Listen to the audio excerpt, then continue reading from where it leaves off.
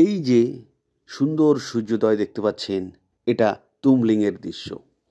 তো মানেভঞ্জন থেকে তুমলিংয়ের যাত্রাপথ অত্যন্ত মনোমুগ্ধকর এবং প্রকৃতি প্রেমীদের জন্য এক অভূতপূর্ব অভিজ্ঞতা।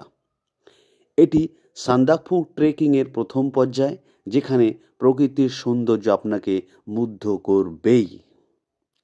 তো আমরা খুব সকালে তুমলিংয়ের হোটেল লজ থেকে বেরিয়ে আমরা সূর্যোদয় দেখছিলাম। দেখুন কত সুন্দর সকাল। তো এবার সেই সূর্যের আলো ধীরে ধীরে পড়ছে কাঞ্চনজঙ্ঘা পাহাড়টা আস্তে আস্তে হলদে বর্ণ ধারণ করছে। কি অপরূপ দৃশ্য! এই দ্বিতীয় পর্বের ভিডিওতে আপনারা দেখতে পাবেন আমরা কিভাবে মানেভঞ্জন থেকে পারমিশন করিয়ে সমস্ত কাজকর্ম কমপ্লিট করে গাড়ি নিয়ে বেরিয়ে পড়লাম তুমলিংয়ের উদ্দেশ্যে। এখান থেকে পারমিশন করাচ্ছি গাড়ি, এখান থেকে মাস্ট পারমিশন করাতেই হবে। এখনও গাড়ি ফেরেনি, গাড়ি আমাদের সিরিয়াল হয়েছে 41। তো গাড়িগুলো ফিরবে, তারপরে আমরা গাড়ি পাবো। তো গাড়িগুলো ফিরবে 12:30টার পরে। আজকে আমরা যে গাড়ি বুক করছি সেই গাড়ি কাল আমাদের সঙ্গে থাকবে এবং সান্দাকফু কমপ্লিট করাবে।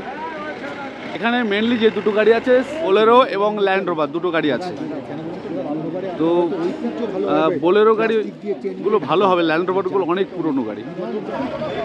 ল্যান্ড রোভার পুরনো গাড়ি অনেকে চুজ করতে চায়, সেগুলোর জন্য। ঠিক আছে, এই গাড়িগুলো ফিরবে, তখনই আপনারা 1 by 1 বুকিং পাবেন। সবথেকে বড় ব্যাপার, ল্যান্ড রোভার কিন্তু প্রচণ্ড কষ্টদায়ক, তো বোলেরো প্রেফার করতে পারেন আপনারা। আর যেটা ব্যাপার হচ্ছে, ফিস কিন্তু গাড়ির ফিস 5500 টাকা যে কোনো গাড়ি। আর আপনার ড্রাইভারের চার্জ পার দিন 1500 টাকা করে। এবার যতদিন থাকবেন সেই অনুযায়ী ড্রাইভার চার্জ বাড়বে। আর আপনি একটা গাড়ি যেদিনই ফেরেন না কেন, 2 দিন বা 3 দিন হোক, সেটা কিন্তু 4000 টাকা fixed. Driver charge per day 1500 টাকা করে বাড়বে। তো আমরা 2 দিন থাকবো, 3000 টাকা ড্রাইভার এবং এদিকে 5500, 8500 টাকা আমাদের চার্জ। এই যে ট্যুরিস্ট এন্ট্রি ফর্ম, এটা মানেভঞ্জনে ফিল আপ করে পুলিশকে জমা করতে হয়। তো আমরা প্রচুর হ্যাপার পরে এখন পারমিশন কমপ্লিট করে এখন গাড়ি, আমাদের ড্রাইভার দাঁড়িয়ে আছে। তো ফাইনালি এই যে দেখতে পাচ্ছেন আমাদের ড্রাইভার, ঠিক আছে, আমাদের বোলেরো দিয়েছে। তো বোলেরো গাড়ি হলে খুব সুবিধা হয় আমাদের যাওয়ার জন্যে। এখন আবার টিকিট নিতে হবে, ফরেস্ট টিকিট। আজকে টিকিট নিয়ে নিলাম, এখান থেকে ফরেস্টের টিকিট নিতে হবে, প্রত্যেক দিন নিলাম, কালকের জন্য আবার নিতে হবে। তো এই যে টিকিট দেখতে পাচ্ছেন, আমাদের 5 জন আছে, 6টা টিকিট নিতে হবে। 5 জন আছে, 6টা টিকিট নিলাম, কাল আবার নিতে হবে। আমরা এখন আছি মানেভঞ্জন। এটি একটি ছোট্ট পাহাড়ি শহর, এটা দার্জিলিং জেলায়। এখান থেকেই মূলত সান্দাকফু ট্রেকিং শুরু হয়। মানেভঞ্জন থেকে তুমলিংয়ের দূরত্ব প্রায় 14 কিলোমিটার। তো আমরা সেই দিকেই অগ্রসর হচ্ছি ধীরে ধীরে, এই অপরূপ সৌন্দর্য দেখতে দেখতে। ভীষণ ঠান্ডা লাগছে, যার জন্য এই অবস্থা। এখন ঠান্ডা করছে, ওটা খোলা রাখা, বাইরের ভিউটা দেখুন। এই তুমলিংয়ে যাওয়ার প্রথম 5 থেকে 6 কিলোমিটার ভীষণ খাড়াই উপরে উঠতে হয়, তারপরে আবার ভীষণ ভয়ঙ্কর সব বাঘ। রাস্তা কিছুটা পাথুরে এবং সরু, কিন্তু আশেপাশের গাছপালা ও পাহাড়ি দৃশ্য আপনাকে ক্লান্তি ভুলিয়ে দেবে। পথে ছোট ছোট গ্রামের মধ্যে দিয়ে যেতে হয়। আর অল্প কিছুটা গেলেই দেখতে পাবেন একটা সুন্দর গ্রাম, যার নাম চিত্রে। এটি একটি পাহাড়ি গ্রাম, এখানে আপনি বিশ্রামও নিতে পারেন এবং চা বা স্ন্যাক উপভোগ করতে পারেন। আমাদের যাত্রাপথের টোটালটাই কিন্তু সিঙ্গলীলা ন্যাশনাল পার্কের অন্তর্গত। তো আপনারা যেতে যেতে পাহাড়ের অপরূপ সব দৃশ্য দেখতে পাবেন। একটু ভালো করে খেয়াল করে দেখলেই দেখতে পাবেন আপনাকে স্বাগত জানানোর জন্য দাঁড়িয়ে আছে কাঞ্চনজঙ্ঘা। আমরা সেই অপার সৌন্দর্যের টানে নিজেদের অত্যাধিক কষ্টকে উপেক্ষা করে আমরা ছুটে চলেছি পাহাড়ের রানীকে দেখতে, কাঞ্চনজঙ্ঘা। পাহাড়ের ঢাল বরাবর মেঘগুলো যেন হালকা করে উঁকি মারছে আমাদের দিকে, আর পাহাড়ের কোলে ঢলে পড়ছে। তো আমরা ছুটে চলেছি তুমলিংয়ের দিকে।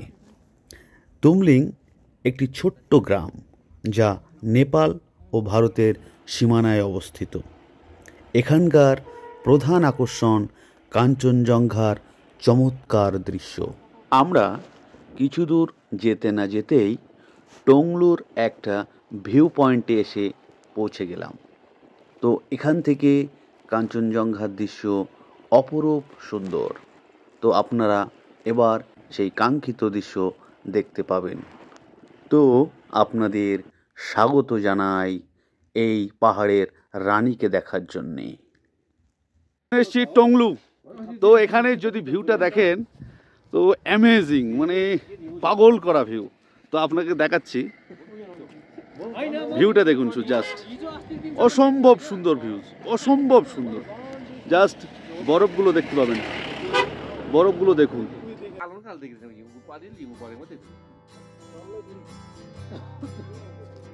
নৈসর্গিক দৃশ্য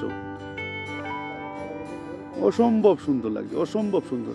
পাহাড়ি পুকুরটা যেন ঠান্ডায় আর চলতে পারছে না, এখানে ভীষণ ঠান্ডা। ভিউ পয়েন্টের অনেক কাছে আছি, দেখুন, জাস্ট অ্যামেজিং।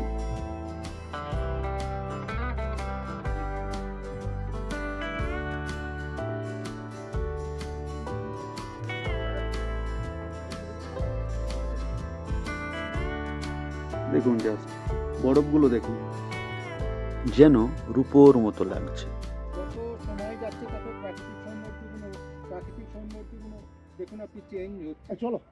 তো আমরা এই এত সুন্দর ভিউ পয়েন্ট থেকে বেরিয়ে আবার তুমলিংয়ের উদ্দেশ্যে যাত্রা করছি।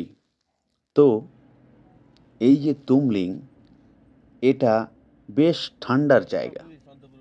তো বিশেষ করে শীতকালে এখানে কিছু কিছু সময় মাইনাসে চলে যায় টেম্পারেচার। তো তাই যারা বেড়াতে আসবেন অবশ্যই ভীষণ গরম জামা কাপড় নিয়ে আসবেন। আর সব থেকে বড় কথা, এখানে আসলে কিন্তু বেশি দৌড়াদৌড়ি বা বেশি করে হাঁটাচলা করা একদম নিষেধ।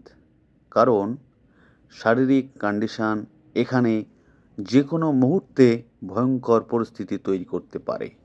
তো এখানে হাই অ্যালটিটিউড হওয়ার কারণে আপনারা অবশ্যই সাবধানে এখানে থাকবেন।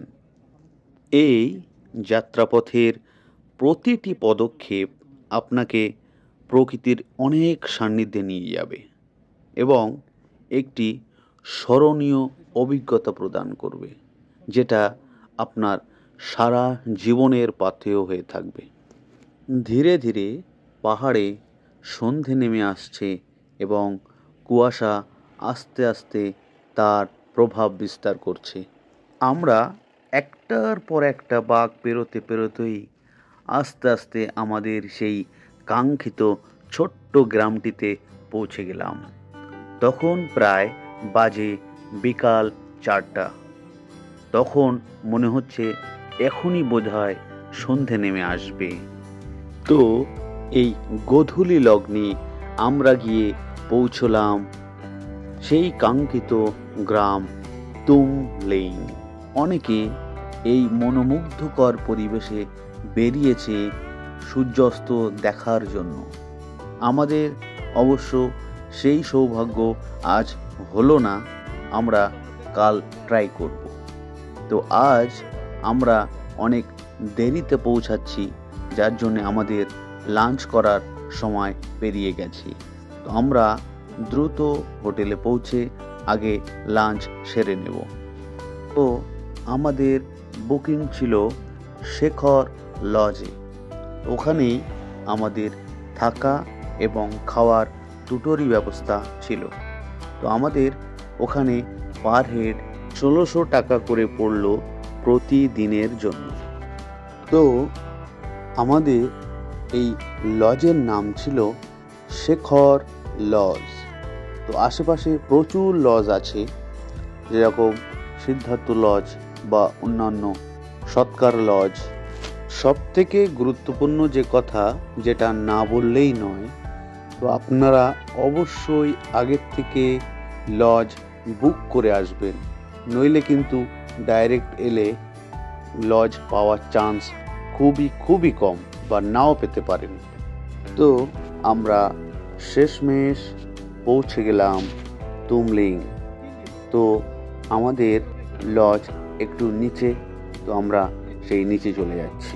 আর একটা কথা যেটা না বললেই নয়, সেটা হলো অনেকেই দেখলাম মানেভঞ্জন থেকে সরাসরি সান্দাকফু চলে যাচ্ছে, কিন্তু কিছু মানুষের বক্তব্য যে তানারা একদিন তুমলিংয়ে স্টে করছে, কারণ হাই অ্যালটিটিউডে সরাসরি যদি এতটা জার্নি করে যাওয়া হয় তাহলে শারীরিক অসুস্থতা চরম পর্যায়ে যেতে পারে, বা অনেকের শ্বাসকষ্ট হয়েছে। রিসেন্টলি আমি শুনতে পেলাম যে 1 মাস আগে একজন শারীরিক অসুস্থতার কারণে মারাও গেছেন। সাবধান আপনাকে হতেই হবে। সামনে এই যে ড্রাইভার দেখতে পাচ্ছেন, এনার নাম এবং মোবাইল নম্বর কন্ট্যাক্ট কি করে করবেন সব বলে দেবেন। বলুন। मेरा नाम सचिन तामंग है। मेरा फ़ोन नंबर है 7364843133। ओके ओके, इस फ़ोन नंबर पे सब मिल जाएगा। हाँ सब मिलता है, इसमें व्हाट्सएप नंबर है। ठीक है ठीक है ठीक है ঠিক আছে, ওকে বাই। তো আমাদের লজে আমরা যাচ্ছি। তো আমাদের এখান থেকে নিচে, যেহেতু অলরেডি আমাদের লাঞ্চ টাইম ছাড়িয়ে গেছে, তো আমরা অ্যাট ফার্স্ট গিয়েই লাঞ্চ করব। এই যে আমাদের শিখর লজ, এই আমরা ফাইনালি এসে গেছি। ঠিক আছে,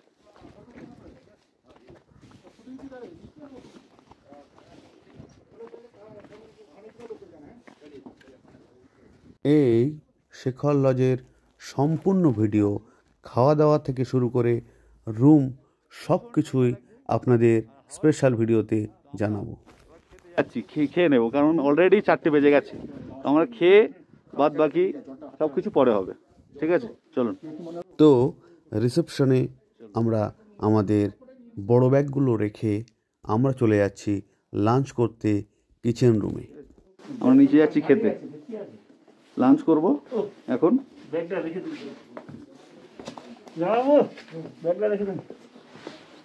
দেখুন, ডাইনিং থেকে ব্যালকনি। তো এই হচ্ছে হোটেলের আর কি ব্যালকনি, পেছনের দিকের ব্যালকনি। এটা নেপাল বর্ডার আর কি, এগুলো এই যে দেখতে পাচ্ছেন, এগুলো হচ্ছে নেপালের মধ্যে। আর সামনে দেখতে পাচ্ছেন পাহাড়ের অংশ, এটা দেখে মনে হচ্ছে ডিজার্ট, অনেকটা লাদাখের মতো। তো ভিডিও এখানেই শেষ করছি, আর দীর্ঘায়িত করলাম না। আরও অনেক আকর্ষণীয় জিনিস আপনাদের জন্য অপেক্ষা করছে পরবর্তী ভিডিওতে দেখার জন্য। আপনারা চ্যানেলটিকে অবশ্যই সাবস্ক্রাইব করবেন এবং শেয়ার করবেন। ধন্যবাদ।